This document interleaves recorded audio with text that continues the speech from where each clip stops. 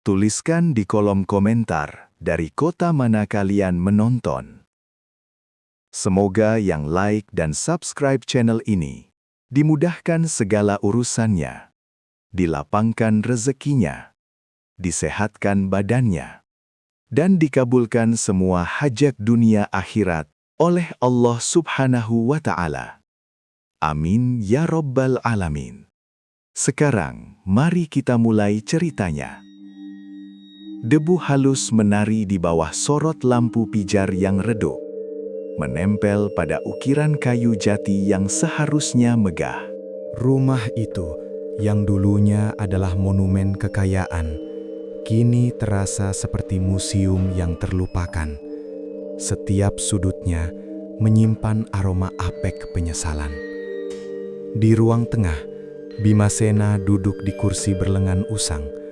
Matanya terpaku pada layar televisi yang menampilkan berita ekonomi yang tidak lagi relevan baginya. Pintu depan terbuka dengan gebrakan yang tidak perlu. Adyasta, yang dipanggil Dias, melemparkan tas kerjanya ke sofa bludru yang sudah kempes. Pakaiannya mahal, tetapi aura kegagalannya hari itu lebih tebal daripada setelan wallnya. "Kau tahu, Pak, berapa banyak yang hilang hari ini?" tanya Dias. Suaranya tajam dan dingin, tidak mencari jawaban, melainkan hanya ingin melukai. Sena tidak menoleh, ia hanya menghela napas, bunyi yang sudah terlalu akrab di telinga keluarga itu. Aku baru saja kehilangan kontrak besar," lanjut Dias, melonggarkan dasinya seolah mencekik. Kontrak yang bisa menutupi setidaknya sepertiga dari lubang yang kau gali 20 tahun lalu. Dari dapur, Kirana muncul membawa setumpuk cucian kering. Ia tidak melihat ke arah ayahnya, fokusnya hanya pada lipatan kain. "Jangan mulai lagi, Dias," kata Rumi, ibu mereka yang baru keluar dari kamar. Nada suaranya selalu datar, seperti air yang mencoba meredakan api. Kenapa aku tidak boleh mulai?" Dias berjalan mendekat, berdiri di depan Sena, memaksa ayahnya mendongak. "Setiap kali aku mencoba membangun sesuatu, fondasinya selalu goyah. Dan fondasi itu, Pak, dibangun di atas pasir yang kau sebut proyek jahanam itu." Sena akhirnya menanggapi, matanya yang lelah menatap lantai. "Aku sudah bilang, Dias, lupakan saja yang sudah berlalu. Lupakan." Dias tertawa, tawa yang kering dan penuh sindiran. Bagaimana aku bisa melupakan, sementara aku harus menunda kuliah Kirana, dan aku sendiri harus bekerja seperti budak hanya untuk memastikan kita punya uang untuk membayar listrik di rumah tua ini. Kirana menggigit bibir, tangannya mencengkeram lipatan baju. Ia meletakkan cucian itu di meja, lalu mengeluarkan sesuatu dari saku celana Dias. Sebuah amplop tebal berwarna coklat muda. "Ini yang tidak bisa kami lupakan, Pak," kata Kirana. Suaranya lebih lembut dari Dias, namun kepedihan di dalamnya jauh lebih dalam. Ia meletakkan amplop itu di pangkuan Sena. Sena mengambil amplop itu, tangannya sedikit gemetar. Ia tahu isinya, bahkan sebelum melihat kop surat bank. Surat peringatan penyitaan terakhir. 1 bulan. "Sisa utang itu masih ada?" tanya Sena, suaranya nyaris berbisik. "Masih ada," jawab Dias, mencondongkan tubuhnya ke depan. "Dan sekarang, kami ingin penjelasan." Bukan lagi jawaban klise tentang kesalahan atau kebodohan, katanya, menekankan kata terakhir. "Kami ingin tahu kemana perginya dana investasi keluarga yang sangat besar itu. Apa yang sebenarnya kau lakukan, Pak?" Rumi melangkah maju, mencoba menyentuh lengan Dias. "Nak, ayahmu sudah sakit. Jangan." "Tidak, Bu," potong Dias cepat. "Ini bukan tentang sakit. Ini tentang masa depan kami yang dirampas. Kami sudah dewasa, Pak. Kami berhak tahu. Apakah kau bersekongkol? Apakah kau ditipu? Atau kau memang seegois itu, merampas semua hanya karena kebodohanmu sendiri? Sena menutup mata sejenak, menghirup napas dalam-dalam. Ketika ia membuka mata, tatapannya kosong, namun ada keputusan yang keras di sana. Itu kesalahanku, kata Sena, suaranya serak. Ia mengambil napas pendek. Dan aku bertanggung jawab. Dias mundur selangkah, wajahnya memerah. Hanya itu yang bisa kau katakan setelah 20 tahun kami hidup dalam keterbatasan. Kau pengecut, Pak. Kau egois. Kau merampas masa depan kami. Dan kau bahkan tidak punya martabat untuk mengakui detailnya. Kirana menatap ayahnya. Air mata mulai menggenang. Ia tidak bisa membayangkan betapa beratnya hidup tanpa beban utang ini. Tanpa rasa tercekik yang selalu menghantuinya. Kami akan menyelamatkan rumah ini, kata Diana. Suaranya kini berubah dari marah menjadi tekad baja. Ia menoleh ke Kirana. Kita cari dokumennya. Kita cari celah hukumnya. Kita tidak akan membiarkan dia merampas ini lagi. Sena hanya diam, membiarkan kebencian itu menghantamnya seperti ombak. Rumi hanya bisa menatap suaminya dengan tatapan yang tidak bisa diartikan. Campuran antara kesedihan dan ketakutan. Dias dan Kirana segera bergerak. Mereka mengobrak-abrik gudang kecil di belakang rumah, mencari tumpukan dokumen lama yang berdebu. Mereka bekerja dalam diam, disatukan oleh satu tujuan: menyelamatkan warisan fisik yang tersisa dan membuktikan bahwa ayah mereka adalah penipu ulung. Beberapa hari kemudian, di tengah tumpukan kertas yang menguning, Kirana menemukan sebuah map lusuh. Di dalamnya ada salinan pencatatan kerugian besar dari proyek jahanam itu.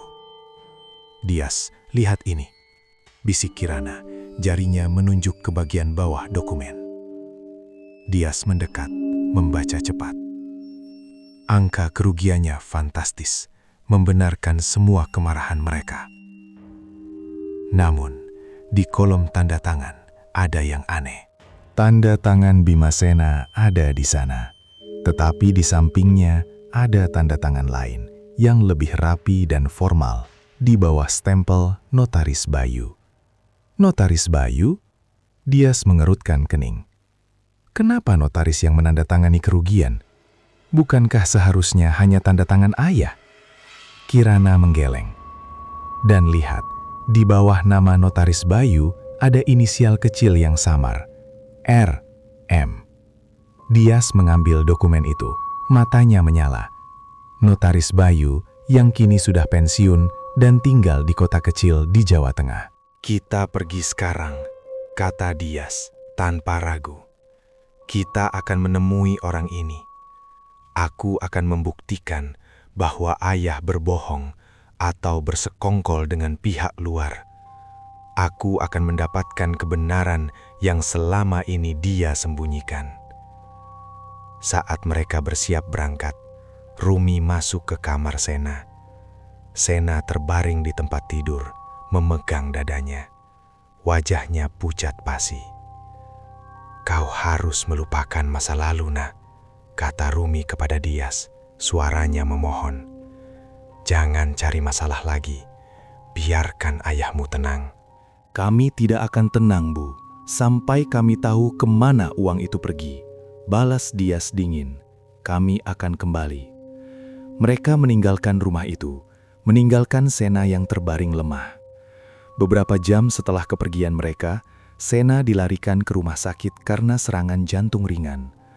Rumi duduk di samping ranjangnya, menggenggam tangan Sena yang dingin, Sementara Dias dan Kirana melaju kencang menuju kota terpencil, membawa serta dokumen yang mereka yakini akan menjadi bukti pengkhianatan. Mereka tidak tahu bahwa kebenaran yang mereka cari adalah kebenaran yang paling menyakitkan bagi orang yang mencintai mereka. Mobil tua itu melaju membelah Jawa Tengah. Mesinnya meraung seperti protes yang tertahan. Adyasta menyetir dengan kecepatan yang tidak perlu, rahangnya mengeras. Di kursi penumpang, Kirana memegang map lusuh itu erat-erat, seolah kertas yang menguning itu bisa meledak kapan saja. "Kau harus tenang, Dias," bisik Kirana, menatap jalanan yang berputar. "Tenang," Dias tertawa kering, suara yang lebih mirip gerutuan. Kita sedang mengejar kebenaran yang sudah merampas 20 tahun hidup kita, Kirana. Aku tidak akan tenang sampai aku tahu siapa notaris Bayu ini dan apa arti inisial RM di bawah stempelnya. Tapi ibu bilang kita harus melupakan. Ibu selalu bilang begitu. Potong Dias dingin, menginjak gas lebih dalam. Itu yang diajarkan ayah padanya untuk menutupi kebodohan finansialnya. Aku tidak peduli ayah sakit. Dia sudah sakit sejak lama. Sakit karena kebohongan yang dia ciptakan. Aku hanya ingin tahu, apakah dia melakukan ini sendiri, atau dia bersekongkol dengan orang lain untuk menghancurkan kita. Kirana menoleh, melihat bayangan dirinya di jendela. Ia tidak bisa membayangkan ayahnya bersekongkol. Ia hanya bisa membayangkan wajah pucat Sena saat mereka meninggalkannya.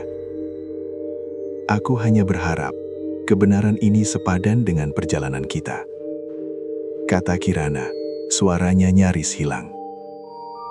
Mereka tiba di sebuah rumah bergaya kolonial yang terawat, jauh dari hiruk-pikuk kota. Pagar kayu jati yang tinggi mengesankan kemapanan yang kontras dengan rumah mereka di Jakarta. Notaris Bayu, seorang pria tua dengan rambut putih rapi dan kacamata berbingkai emas, menyambut mereka di ruang tamu yang beraroma kayu cendana. "Maaf, saya tidak menerima klien lagi," kata Bayu, menunjuk ke papan nama yang sudah dicopot dari dinding. Dias tidak membuang waktu. Ia meletakkan map itu di meja marmer, tepat di depan Bayu. "Kami bukan klien, Pak Bayu," kata Dias. Nadanya tajam dan menuntut, mencerminkan status sosial yang seharusnya ia miliki. "Kami adalah korban dari dokumen ini, kerugian proyek Jahanam tahun 2003. Kami ingin tahu kenapa tanda tangan Anda ada di sini. Dan kenapa ada inisial RM di samping nama Anda?" Bayu mengambil kacamata, matanya yang lelah meneliti dokumen yang sudah menguning itu. Ia melihat tanda tangan Bima Sena, lalu melihat inisial kecil yang samar itu. RM. Bayu menghela napas panjang, melepaskan udara yang seolah sudah ia tahan selama 2 dekade. Ia menatap Dias, lalu beralih ke Kirana yang tampak gemetar. "Duduklah, Nak," kata Bayu, suaranya berat. "Kalian datang jauh-jauh. Saya kira sudah saatnya janji lama itu gugur." Dias dan Kirana duduk, tegang. "Bima Sena, ayah kalian," Bayu memulai, menyandarkan punggungnya ke kursi. "Dia adalah orang yang sangat mencintai keluarganya, terutama ibumu, Rumi. Kami tahu itu," selah Dias cepat. Tapi cinta tidak membayar utang, Pak. Kami ingin tahu kemana uang itu pergi. Apakah ayah berinvestasi bodoh? Apakah dia serakah? Bayu menggeleng pelan, matanya memancarkan kesedihan yang mendalam. "Bukan Sena yang serakah, Nak. Bukan dia yang bodoh," kata Bayu, mencondongkan tubuhnya ke depan. 20 tahun lalu, ibumu, Rumi, dia merasa tidak dihargai. Dia merasa harus membuktikan diri. Dia ingin memberikan kalian kehidupan yang lebih baik, lebih cepat. Dia bertemu dengan seorang broker yang menjanjikan keuntungan fantastis dari obligasi fiktif. Kirana terkesiap, tangannya menutup mulut. Dias hanya diam, wajahnya membeku. Rumi yang mengambil risiko itu. Rumi yang menandatangani semua dokumen. Dia melakukannya tanpa sepengetahuan Sena. Saat semuanya hancur, saat dana investasi keluarga yang sangat besar itu lenyap dalam semalam, Rumi terpukul. Dia nyaris bunuh diri karena rasa bersalah. Jelas Bayu, suaranya kini bergetar. Tapi, ayah bilang itu kesalahannya. Bisik Kirana. Air mata mulai menggenang. Sena baru tahu setelah semuanya selesai, kata Bayu. Dia melihat istrinya hancur, Nak. Dia tahu jika kebenaran terungkap, jika kalian tahu ibumu yang menyebabkan kehancuran ini, kalian akan membencinya. Rumi tidak akan sanggup menanggung penghakiman itu. Sena mengambil keputusan terbesar dalam hidupnya. Bayu berhenti sejenak, membiarkan keheningan yang berat mengisi ruangan. Dia datang kepada saya, meminta saya merahasiakan ini. Dia meminta saya mengubah narasi. Dia mengambil alih semua tanggung jawab. Dia menciptakan cerita bahwa dia yang bodoh, dia yang serakah, dia yang menghancurkan masa depan kalian. Dia memilih menjadi penjahat agar ibumu tetap menjadi figur ibu yang bersih dan disayangi di mata kalian. Dias merasakan tenggorokannya tercekat. 20 tahun kebencian, 20 tahun penghinaan, semua diarahkan kepada orang yang salah. Dia membeli kedamaian ibumu, Nak. Tutup Bayu. Menyentuh dokumen itu dengan ujung jarinya. Dengan martabatnya sendiri. Dengan kasih sayang kalian. Itu adalah pengorbanan yang jauh lebih mahal daripada uang yang hilang. Dias bangkit berdiri. Kursinya berderit keras di lantai marmer. Ia tidak mengatakan apa-apa. Ia hanya mengambil map itu, melipatnya dengan gerakan kaku, dan berjalan keluar. Kirana mengikutinya. Air mata membasahi pipinya. Perjalanan pulang terasa seperti melintasi ruang hampa. Tidak ada lagi raungan mesin yang marah, hanya keheningan yang mematikan. Dias menyetir dengan mata kosong. Setiap kata kebencian yang pernah ia lontarkan kepada Sena, kini terasa seperti belati panas yang menusuk balik ke dadanya sendiri. Mereka tiba di rumah sakit menjelang tengah malam. Bau antiseptik menyambut mereka. Rumi duduk di samping ranjang Sena. Wajahnya sembab. Sena terbaring, wajahnya pucat pasi. Selang infus menempel di tangannya. "Kalian kembali," bisik Rumi. Suaranya serak. Dias dan Kirana berjalan mendekat. Mereka melihat ayah mereka. Bukan lagi sebagai kegagalan, melainkan sebagai monumen pengorbanan yang menyedihkan. Rumi tidak bisa menahan diri lagi. Ia menangis terseduh-seduh. "Maafkan, Nak. Maafkan Ibu," isak Rumi, memegang tangan Kirana. "Ibu tidak kuat melihat kalian membenci ayahmu." Setiap kali kalian menghinanya, Ibu merasa mati sedikit demi sedikit. Dias menatap Sena. Ia ingin berteriak, ingin meminta maaf, ingin menjelaskan bahwa ia sudah tahu. Tapi kata-kata itu tertahan di tenggorokannya. Terlalu besar, terlalu terlambat. Sena perlahan membuka matanya. Ia melihat Dias dan Kirana, lalu tersenyum lemah. "Kalian sudah kembali," bisik Sena. Suaranya sangat pelan. Dias mendekat, menggenggam tangan Sena yang dingin. Tangan yang selama 20 tahun memikul beban yang bukan miliknya. "Tidak apa-apa, Rumi," kata Sena menatap istrinya. Ia kemudian menatap kedua anaknya. Matanya memancarkan kehangatan yang tidak pernah mereka pahami sebelumnya. Keputusan itu benar. Dias hanya bisa meremas tangan ayahnya. Ia tidak mendapatkan kembali kekayaan mereka, dan rumah itu mungkin akan disita. Tetapi ia kini memiliki kebenaran dan rasa bersalah yang tak terberikan.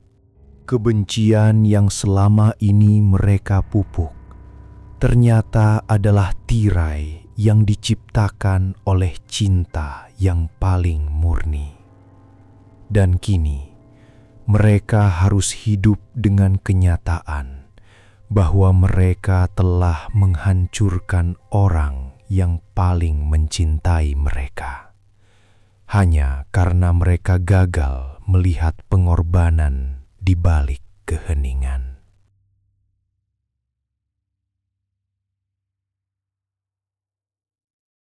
Udara di ruang rawat inap VIP itu terasa tebal, berbau alkohol dan keputusasaan yang baru disadari.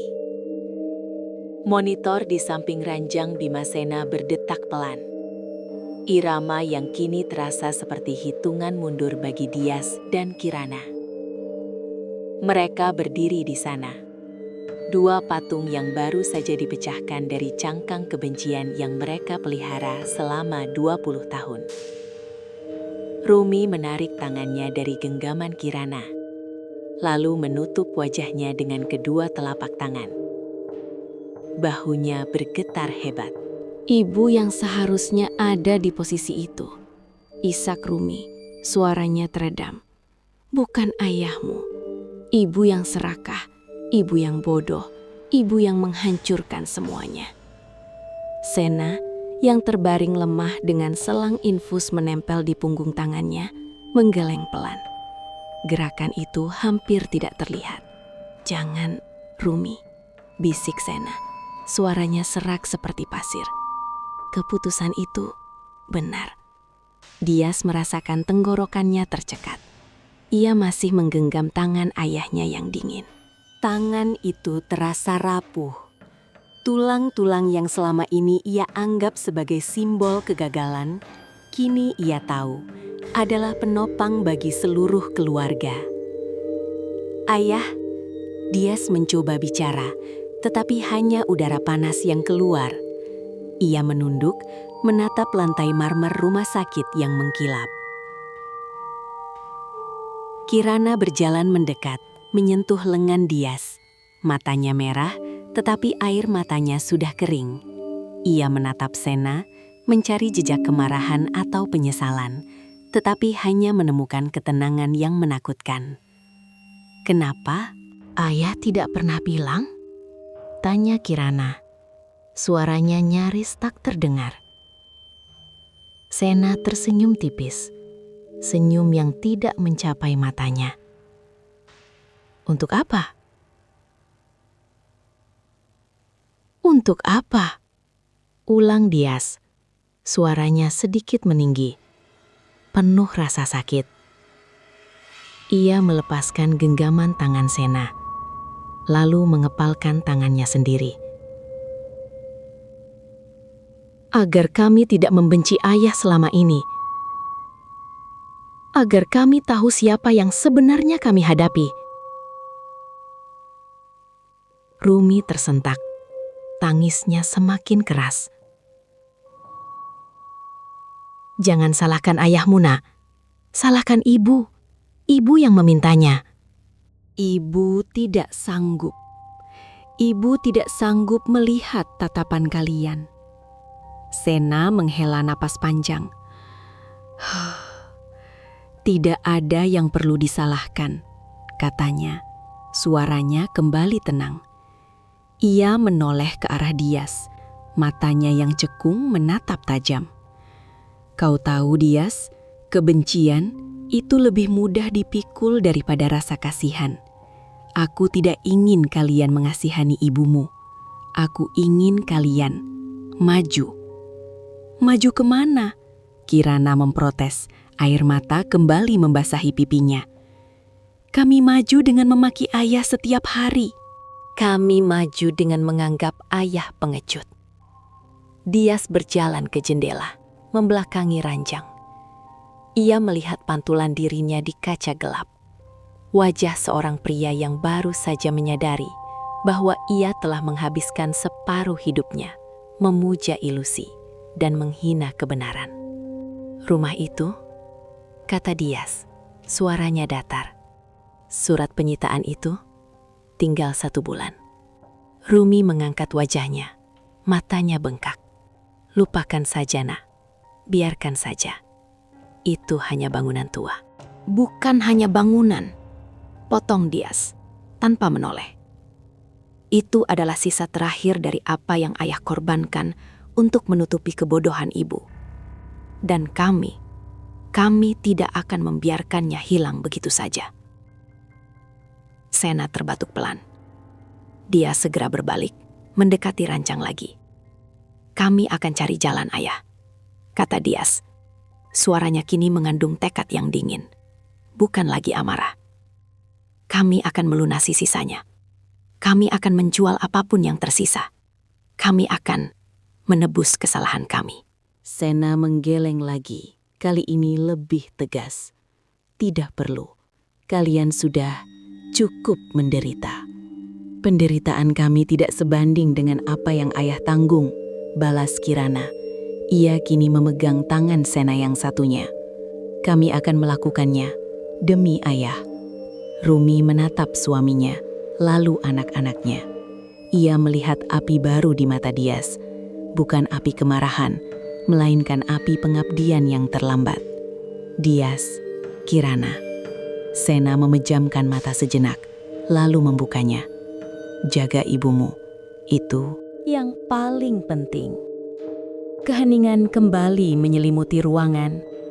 Hanya bunyi monitor yang berdetak dan isak tangis Rumi yang tertahan. Dias dan Kirana berdiri di sana, menggenggam tangan ayah mereka. Mereka tidak mendapatkan kembali kekayaan mereka. Dan mereka tahu, rumah itu mungkin tetap akan hilang. Tetapi kini, mereka memiliki beban baru yang jauh lebih berat daripada kemiskinan. Beban kebenaran dan rasa bersalah yang tak terberikan. Mereka telah menghabiskan waktu 20 tahun untuk membenci seorang pahlawan. Dan kini, saat tirai itu tersingkap, yang tersisa hanyalah puing-puing penyesalan yang tak mungkin diperbaiki. Mereka telah gagal melihat cinta yang paling murni, dan harga dari kegagalan itu adalah martabat seorang ayah yang kini terbaring di ambang batas. Dias menutup pintu kamar ayahnya dengan hati-hati. Bunyi monitor detak jantung yang tertinggal di telinganya terasa lebih keras daripada suara mesin mobil yang kini mereka kendarai. Kirana duduk di kursi penumpang, memeluk tas ransel berisi dokumen-dokumen usang yang mereka ambil dari loteng. "Kau yakin ini ide yang bagus?" tanya Kirana, suaranya serak. "Kita tidak punya pilihan," balas Dias, pandangannya lurus ke jalan tol yang lengang. "Ayah bilang, jaga ibumu. Itu bukan permintaan." Itu adalah pengakuan. Pengakuan apa? Bahwa ibu rapuh. Pengakuan bahwa ada sesuatu yang ayah lindungi. Sesuatu yang lebih besar daripada sekadar reputasinya sebagai pebisnis gagal, kata Dias. Ia menekan pedal gas, membuat mobil tua itu meraung pelan. Kita sudah menghabiskan 20 tahun membenci orang yang salah, Kirana. Aku tidak akan membiarkan rumah itu disita. Sebelum aku tahu siapa yang sebenarnya bertanggung jawab atas proyek jahanam itu. Mereka tiba di kota kecil yang dikelilingi perkebunan teh. 3 jam kemudian. Alamat yang tertera di catatan akuntansi itu membawa mereka ke sebuah rumah bergaya kolonial yang terawat. Kontras dengan rumah mereka yang kini reot. Dias mengetuk pintu kayu jati itu 3 kali. Seorang pria tua dengan rambut putih rapi dan kacamata berbingkai emas membuka pintu. "Bayu," notaris yang sudah pensiun. "Selamat siang," sapa Bayu. Nadanya formal dan terukur. "Ada yang bisa saya bantu, anak-anak muda?" Dia segera menyodorkan selembar kertas fotokopi yang sudah menguning. Itu adalah lembar kerugian terbesar yang mencantumkan nama Bayu sebagai saksi penandatanganan. "Kami mencari kejelasan mengenai dokumen ini, Pak Bayu," kata Dias. Suaranya dingin dan profesional, meniru gaya yang ia gunakan saat negosiasi bisnis. "Ini terkait dengan aset keluarga Bimasena 20 tahun lalu." Bayu mengambil kertas itu. Matanya menyipit di balik kacamata. Ia menghela napas panjang. Lalu mengembalikan dokumen itu. "Saya terikat sumpah, Tuan. Dan saya sudah pensiun. Urusan 20 tahun lalu, biarlah menjadi abu." "Abu itu sekarang membakar rumah kami, Pak," potong Kirana, maju selangkah. "Ayah kami sekarat di rumah sakit, dan kami butuh kebenaran. Siapa yang menandatangani ini? Kenapa bukan ayah saya?"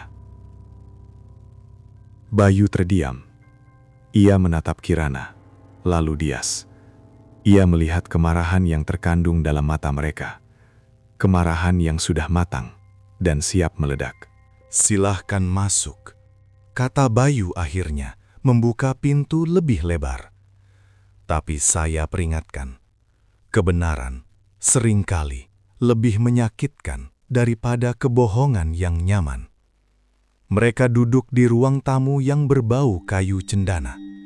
Dias meletakkan semua dokumen yang mereka bawa di atas meja marmer. "Kami menemukan ini," kata Dias, menunjuk sebuah catatan kecil di margin dokumen kerugian. Inisial RS dan tanda tangan yang sangat samar. "Itu bukan tanda tangan ayah." Bayu mengambil cangkir tehnya, menyesapnya perlahan. Ketenangannya membuat dia semakin frustrasi. "Tuan Bimasena adalah klien yang sangat saya hormati," kata Bayu, menekankan koma strategis. "Dia adalah pria yang berintegritas, Tuan. Pria yang tahu bagaimana memikul beban." "Kami tidak butuh pujian, Pak," desak Dias. "Kami butuh nama. Siapa RS? Apakah itu Rumi Sena, ibu kami?" Bayu meletakkan cangkir tehnya dengan bunyi klak yang tajam. Nyonya Rumi saat itu merasa tidak dihargai. Bayu memulai.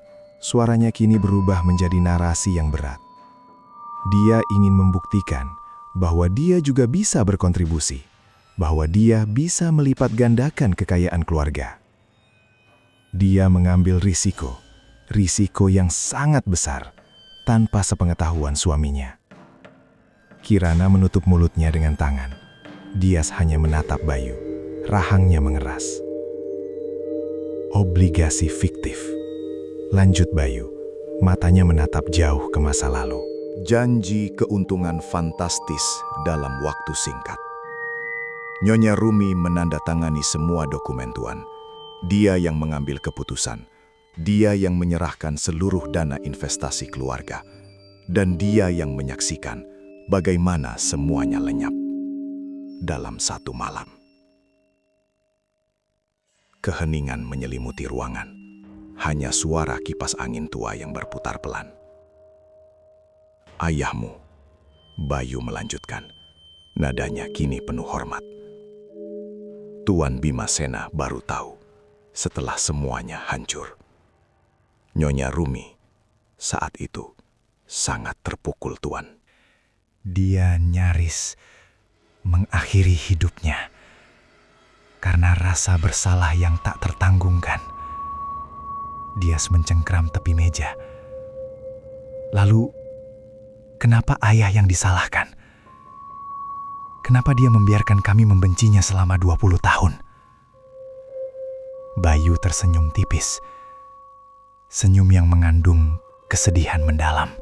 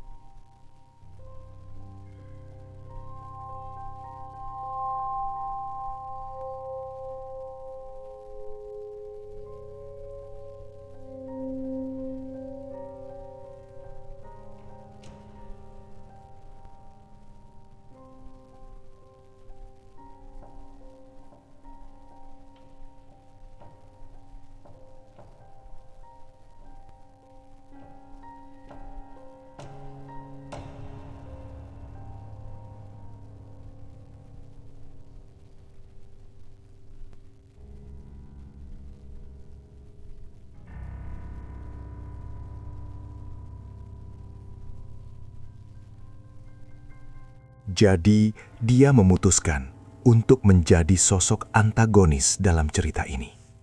Dia mengambil alih semua tanggung jawab, menciptakan narasi bahwa dia yang bodoh, dia yang serakah, dia yang menghancurkan masa depan kalian. Kirana mulai terisak pelan. Tidak mungkin. Pengorbanan Tuan Bimasena bukan sekedar uang, Nak, kata Bayu menatap Kirana dengan lembut. Itu adalah martabatnya. Itu adalah kasih sayang anak-anaknya. Dia membiarkan dirinya dibenci agar kalian tetap bisa mencintai ibu kalian tanpa beban. Dia memilih untuk menjadi pahlawan yang tidak pernah diakui demi menjaga keutuhan hati keluarganya. Dias bangkit berdiri, kakinya terasa lumpuh. Ia berjalan ke jendela, melihat kebun teh yang hijau. Hijau yang terasa menjijikkan, kontras dengan kehancuran yang baru saja ia dengar. 20 tahun, bisik Dias. Suaranya nyaris tak terdengar. Setiap kata kebencian yang kami lontarkan. Setiap tuduhan pengecut, itu adalah belati.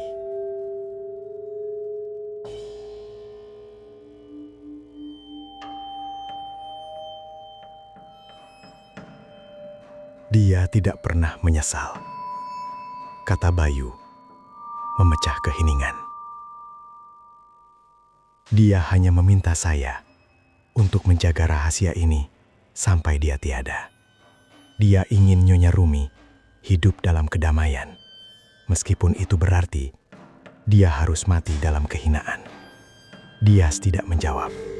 Ia hanya berdiri di sana, membiarkan kenyataan itu merobek-robek jiwanya. Kirana merangkak mendekati kakaknya, memeluk pinggang Dias, menangis tanpa suara. Mereka meninggalkan rumah Bayu tanpa mengucapkan sepatah kata pun. Perjalanan pulang terasa seperti perjalanan ke neraka. Setiap kilometer yang mereka tempuh adalah penyesalan yang semakin menumpuk. Saat mereka tiba di rumah sakit, malam sudah larut. Rumi tertidur di kursi tunggu, wajahnya lelah dan bengkak. Dias dan Kirana berjalan perlahan menuju kamar Sena. Sena terbaring lemah, monitor masih berdetak monoton. Dias mendekati ranjang, melihat wajah ayahnya yang kini tampak damai, seolah beban yang dipikulnya selama 2 dekade telah terlepas. Ayah, bisik Dias. Lututnya terasa lemas. Ia menjatuhkan diri di samping ranjang. Rumi terbangun, melihat anak-anaknya. Ia melihat sesuatu yang berbeda di mata mereka. Bukan lagi amarah, melainkan kehancuran yang sama. Rumi tahu. Mereka sudah tahu. Rumi berjalan mendekat. Air mata mengalir deras. Maafkan Ibuna. Isak Rumi memegang tangan Kirana. Ibu yang bodoh, ibu yang serakah. Sena membuka matanya perlahan. Ia melihat Rumi menangis, dan anak-anaknya yang kini menatapnya dengan rasa hormat yang terlambat. Tidak ada yang perlu dimaafkan, bisik Sena. Suaranya sangat lemah. Ia tersenyum, senyum yang tulus, yang tidak pernah mereka lihat selama ini. Kedamaianmu, Rumi, itu harga yang layak dibayar. Dias menggenggam tangan ayahnya yang dingin, tangan yang telah memikul beban yang seharusnya tidak pernah ia tanggung.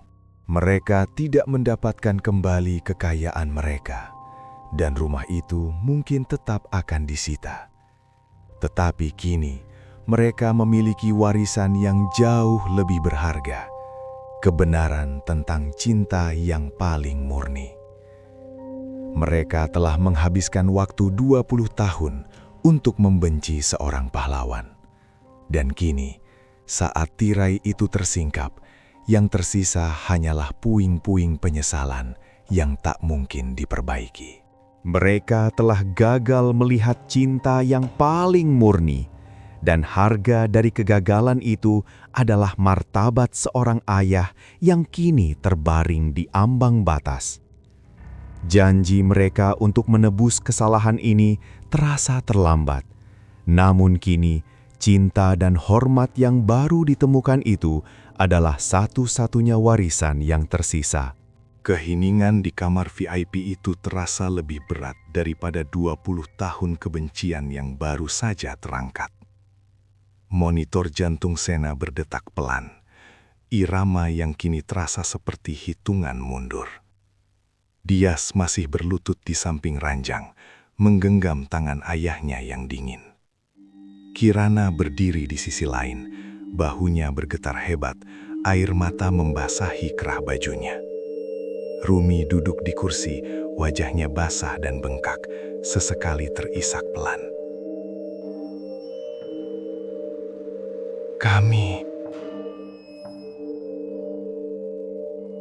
Kami sudah bertemu Pak Bayu, kata Dias.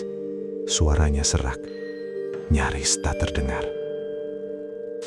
Ia menunduk, menatap urat-urat di punggung tangan Sena. Tangan yang telah memikul beban, yang seharusnya tidak pernah ia tanggung. Sena hanya mengangguk kecil, matanya terpejam. Ia tidak perlu mendengar detailnya. 20 tahun, bisik Kirana. Air matanya jatuh ke lantai marmer. Ia berjalan perlahan, mendekati Rumi. Kami menghabiskan 20 tahun untuk membenci orang yang salah. Rumi mengangkat wajahnya, matanya merah dan penuh penyesalan. Jangan salahkan dirimu, nak. Isak Rumi memegang tangan Kirana. Ibu yang memintanya, ibu yang memohon agar ayahmu menanggung semua ini. Ibu tidak sanggup, Kirana. Ibu pengecut. Dias berdiri, lututnya terasa kaku. Ia berjalan ke jendela besar, melihat lampu kota yang dingin di bawah sana. Lampu-lampu itu terasa seperti janji kemewahan yang kini terasa hampa. Rumah itu akan disita ya, kata Dias tanpa menoleh. Kami tahu itu. Kami hanya punya waktu sebulan. Tapi itu tidak penting lagi. Sena membuka matanya perlahan. Ia menarik napas pendek, terdengar berat. Ia tersenyum tipis. Rumah hanya bangunan, Dias. Kalian adalah rumahku. Kirana mendekati Rumi, memeluk ibunya erat-erat. Pelukan itu bukan lagi pelukan penghiburan, melainkan pelukan rasa bersalah yang sama. "Kenapa, Bu?" tanya Kirana. Suaranya tercekat. "Kenapa Ibu tidak bilang? Kami bisa mengerti." Ibu tidak kuat, Kirana. Rumi membalas pelukan itu. Tubuhnya bergetar. Ibu tidak sanggup melihat tatapan kalian. Jijik pada ibu. Ayahmu, dia menyelamatkan ibu. Dia bilang lebih baik dia yang dibenci daripada ibu yang hancur. Dias berbalik dari jendela. Ia menatap ayahnya, melihat kelemahan fisik yang kini menutupi kekuatan moral yang luar biasa. Ia ingat setiap kata tajam yang pernah ia lontarkan, setiap tuduhan serakah dan bodoh yang ia lemparkan. Kami akan melunasi utang itu ya, kata Dias. Langkahnya mantap saat ia kembali mendekati ranjang. Ia tidak meminta maaf secara verbal, tetapi janji itu adalah permintaan maaf terbesar yang bisa ia berikan. Kami akan mengembalikan martabat ayah. Kami janji. Sena menggeleng pelan, sangat pelan. Tidak perlu, Nak. Martabat tidak pernah hilang, hanya dipinjamkan sebentar. Ia memejamkan mata lagi, kelelahan. Kirana melepaskan pelukan Rumi, lalu mendekati ranjang. Ia mengambil tangan Sena yang lain, menggenggamnya bersama Dias. 3 pasang tangan, 2 di antaranya penuh penyesalan, menggenggam 1 tangan yang penuh pengorbanan. "Kami akan menjaganya ya," bisik Kirana. Air matanya kini terasa panas. "Kami akan menjaganya, seperti ayah menjaga ibu." Rumi bangkit dari kursi, berjalan mendekat. Ia berdiri di kaki ranjang, menatap suaminya. Aku akan menceritakan semuanya pada semua orang, Sena. Aku akan bilang, aku yang salah." Aku tidak bisa lagi membiarkanmu menanggung ini. Sena membuka mata, menatap Rumi dengan tatapan lembut yang sama seperti 20 tahun lalu. "Tidak perlu, Rumi," bisiknya. Suaranya hampir hilang.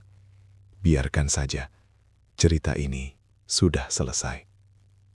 Dias menekan tangan ayahnya. Ia tahu, Sena tidak akan pernah membiarkan Rumi terluka.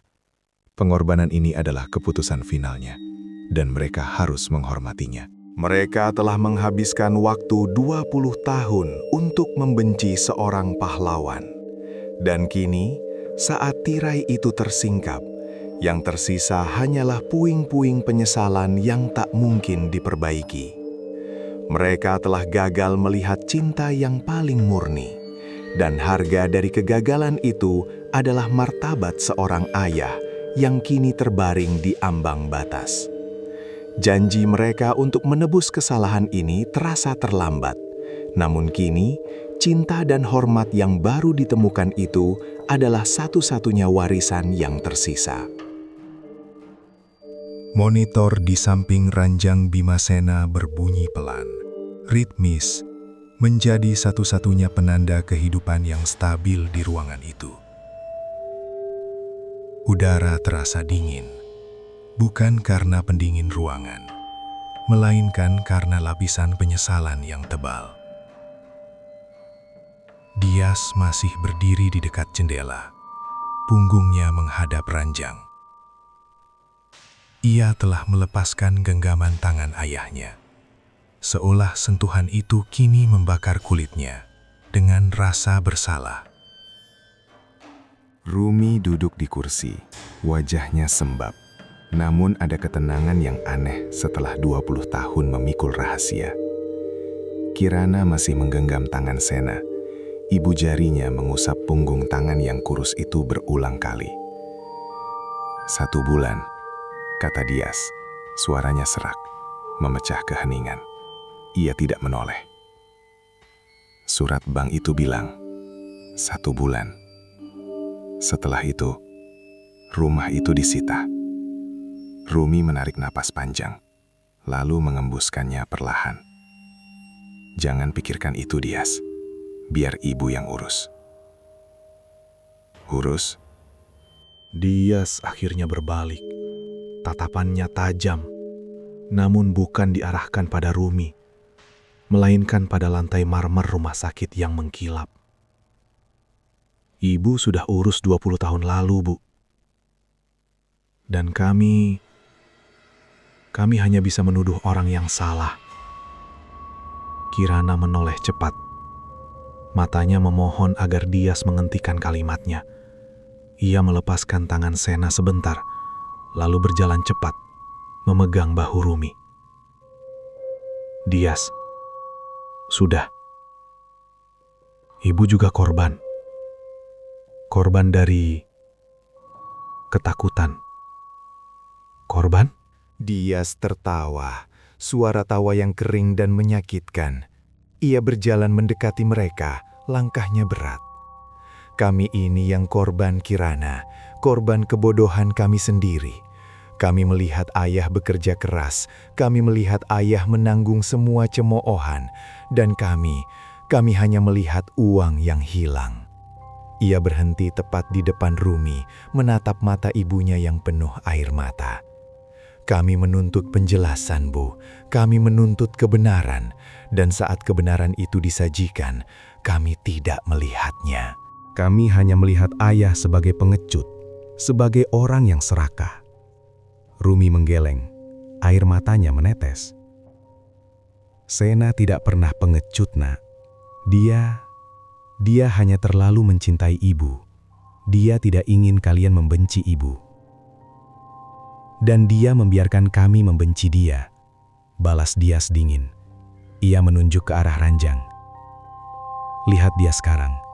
Dia membayar harga untuk kedamaian ibu dengan 20 tahun hidupnya, dengan martabatnya.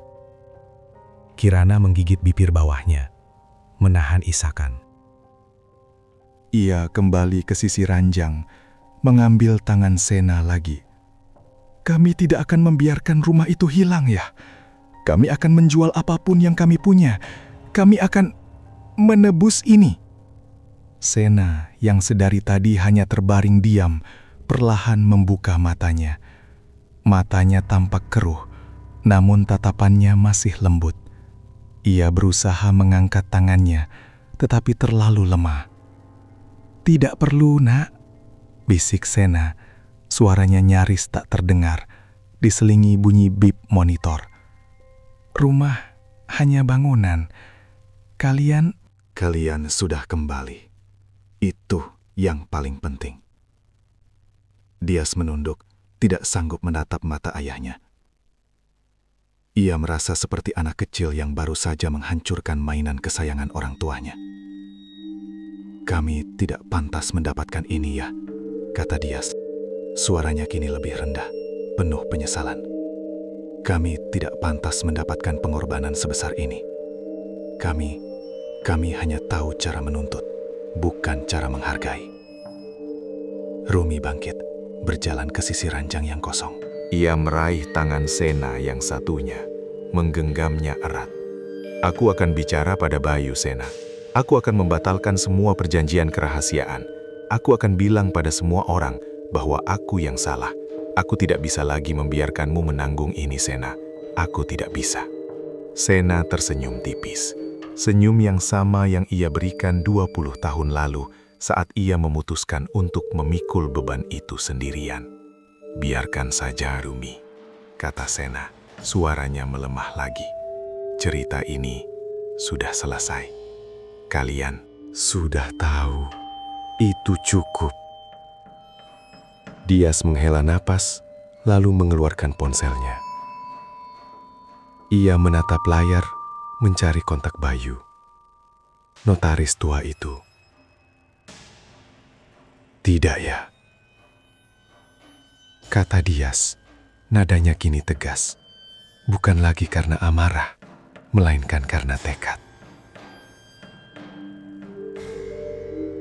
Cerita ini belum selesai.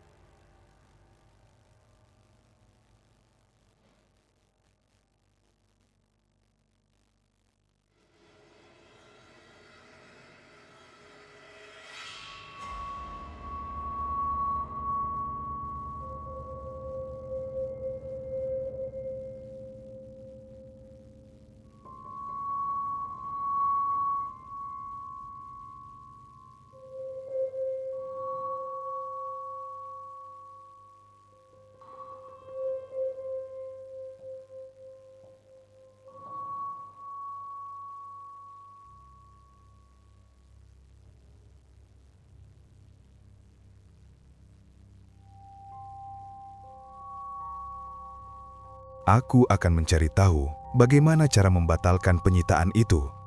Aku akan mencari tahu bagaimana cara mengembalikan apa yang seharusnya ayah miliki. Rumi menggeleng, air mata kembali membasahi pipinya. Dias, Jangan tinggalkan ayahmu sekarang. Aku tidak meninggalkannya, Bu, kata Dias, memasukkan ponselnya ke saku. Ia menatap Sena, tatapan yang kini penuh hormat. Aku pergi untuknya. Aku pergi untuk membersihkan nama yang selama ini kami nodai. Ia membungkuk, mencium kening ayahnya. Tindakan fisik yang paling intim dan tulus yang pernah ia lakukan selama 20 tahun terakhir. "Tunggu aku ya," bisiknya. "Tunggu aku kembali." Dias berbalik, berjalan cepat menuju pintu. Ia tidak menoleh lagi. Kirana hanya bisa menatap kepergian kakaknya, lalu kembali fokus pada ayahnya. Ia tahu, Dias tidak lari dari masalah. Ia lari menuju penebusan.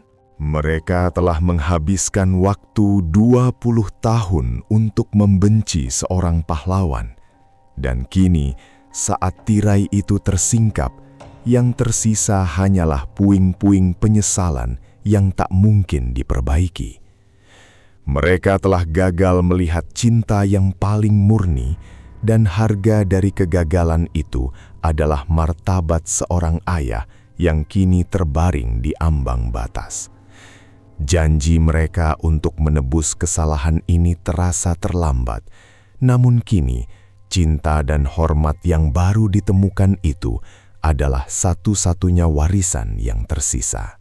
Jalanan tol menuju kota kecil itu terasa panjang dan berdebu, kontras dengan lantai marmer dingin di rumah sakit yang baru saja mereka tinggalkan. Dias mengemudi dengan kecepatan konstan, tatapannya terpaku pada aspal, namun pikirannya masih tertinggal di kamar rawat ayahnya. Kirana duduk di sampingnya, memegang erat tas kulit tua yang berisi dokumen-dokumen keuangan yang kini terasa seperti bom waktu. "Kau yakin dia mau bicara?" tanya Kirana, suaranya serak. Dias tidak menoleh. "Dia harus mau," jawabnya dingin. Ia menekan pedal gas sedikit lebih dalam. Dia notaris, dia tahu hukum, dan dia tahu bahwa ayah tidak akan pernah menandatangani dokumen kerugian sebesar itu tanpa alasan yang sangat kuat. "Tapi ayah bilang..." "Ayah berbohong," potong Dias cepat. "Bukan kebohongan yang buruk, Kirana, tapi kebohongan yang melindungi. Kita sudah menghabiskan 20 tahun membenci orang yang salah. Aku tidak akan membiarkan itu berlanjut." Mereka tiba di sebuah rumah bergaya kolonial yang tenang, jauh dari hiruk-pikuk kota. Notaris Bayu, seorang pria tua dengan rambut putih dan kacamata tebal, menyambut mereka di ruang tamu yang dipenuhi buku-buku hukum yang menguning. Bayu menawarkan teh, namun Dias menolak dengan gerakan tangan yang tajam. "Kami tidak punya waktu untuk basa-basi, Pak Bayu," kata Dias, meletakkan salinan dokumen kerugian di meja kayu jati di antara mereka. Dokumen itu tampak rapuh, seolah bisa hancur kapan saja. "Kami hanya ingin tahu siapa yang menandatangani baris ini." Bayu menyesap tehnya perlahan. Matanya yang keriput menatap Dias dengan penuh pertimbangan. "Saya sudah pensiun, Nak.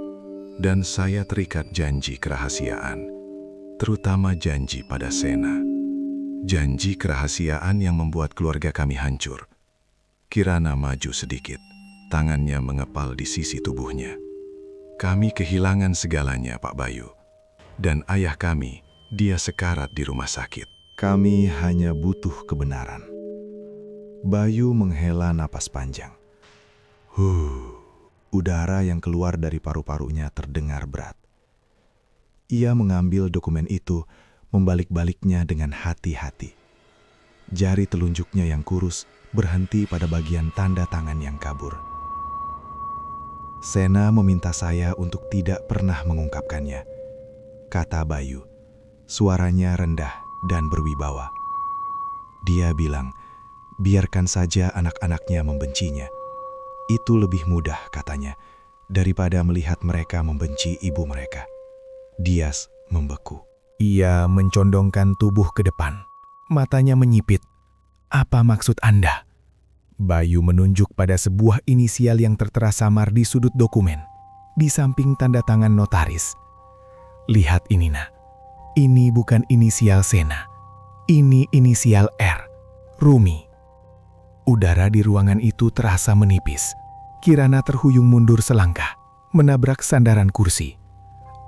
"Apa?" Dias berbisik. Suaranya nyaris tidak terdengar. "Ibumu yang menandatangani, Nak," kata Bayu, meletakkan dokumen itu kembali.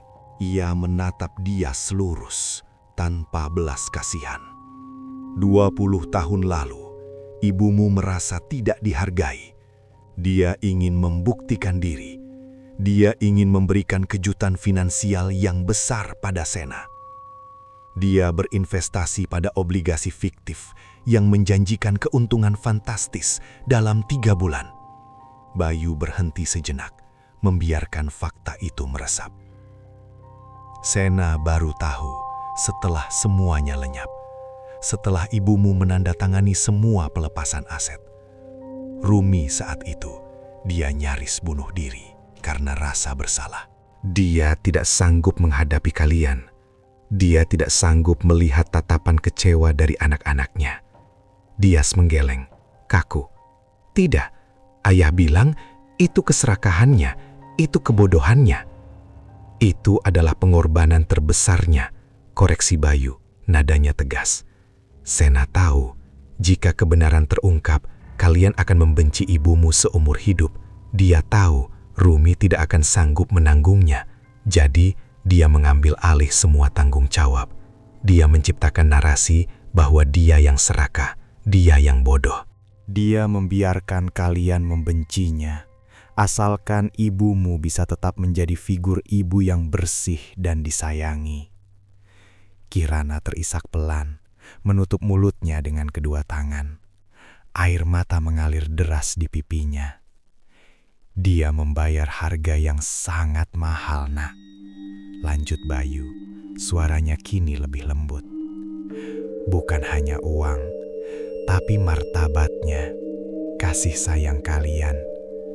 20 tahun penuh, dia memikul tatapan jijik kalian hanya untuk menjaga keutuhan hati ibumu." Dia memilih menjadi antagonis demi kedamaian keluarganya. Dias berdiri tegak, tubuhnya terasa seperti beton. Ia tidak bisa bicara. Setiap kata kebencian yang pernah ia lontarkan kepada ayahnya, kini terasa seperti belati panas yang menusuk balik ke jantungnya sendiri. Ia telah menuduh ayahnya pengecut, egois, dan perampok masa depan. Padahal, ayahnya adalah monumen pengorbanan yang paling sunyi. "Terima kasih, Pak Bayu," kata Dias, suaranya serak dan kering. Ia tidak mengambil dokumen itu lagi. Ia hanya berbalik, berjalan kaku menuju pintu. Perjalanan kembali terasa seperti siksaan. Mereka tidak bertukar kata. Setiap kilometer yang mereka tempuh adalah penambahan beban rasa bersalah yang tak terperikan. Ketika mereka tiba di rumah sakit, Rumi sedang duduk di samping ranjang Sena. Bahunya bergetar karena tangisan. Sena terbaring lemah, matanya tertutup. Dias dan Kirana berdiri di ambang pintu, tidak berani masuk. Rumi mendongak, melihat wajah pucat dan mata kosong kedua anaknya. Ia tahu, kebenaran telah terungkap. "Maafkan, Nak," isak Rumi, suaranya pecah. Ia bangkit, berjalan tertatih menghampiri mereka. "Ibu yang salah, ibu yang serakah, ibu yang menghancurkan segalanya, bukan ayahmu." Kirana langsung memeluk ibunya. Namun pelukan itu terasa dingin, penuh penyesalan yang baru. Dias hanya menatap Sena. Ia berjalan perlahan, langkahnya berat, menuju ranjang ayahnya. Ia melihat wajah Sena yang kini tampak damai, namun juga sangat lelah. "Iya." Dias berlutut di samping ranjang. Ia meraih tangan Sena yang dingin, menggenggamnya erat. Kami tahu semuanya. Sena membuka matanya perlahan. Ia menatap Dias, lalu Kirana, dan terakhir Rumi, yang kini berdiri di belakang mereka, menangis tanpa suara. Sena tersenyum lemah, senyum yang tidak pernah ia tunjukkan selama 20 tahun terakhir. Jangan. Salahkan ibumu, bisik Sena, suaranya nyaris hilang. Dia hanya ingin membuktikan diri. Itu naluri. Aku tidak menyesal. Dias menundukkan kepalanya. Air mata panas menetes ke punggung tangan ayahnya. Ia tidak bisa meminta maaf. Kata-kata terasa terlalu kecil, terlalu remeh untuk menebus 2 dekade kebencian yang telah mereka pupuk. Kami akan membersihkan nama ayah. Janji Dias, suaranya bergetar. Kami akan mengurus penyitaan itu. Kami akan mengembalikan apa yang seharusnya ayah miliki. Sena menggeleng pelan. Tidak perlu, Nak. Kedamaian ibumu, itu harga yang layak dibayar. Kalian sudah tahu, itu cukup. Dias hanya bisa menggenggam tangan itu lebih erat. Ia menyadari, mereka tidak mendapatkan kembali kekayaan mereka. Dan rumah itu mungkin tetap akan disita. Namun mereka kini memiliki kebenaran dan rasa bersalah yang tak terperikan. Mereka telah gagal melihat cinta yang paling murni, dan harga dari kegagalan itu adalah martabat seorang ayah yang kini terbaring di ambang batas. Janji mereka untuk menebus kesalahan ini terasa terlambat. Namun kini, cinta dan hormat yang baru ditemukan itu adalah satu-satunya warisan yang tersisa.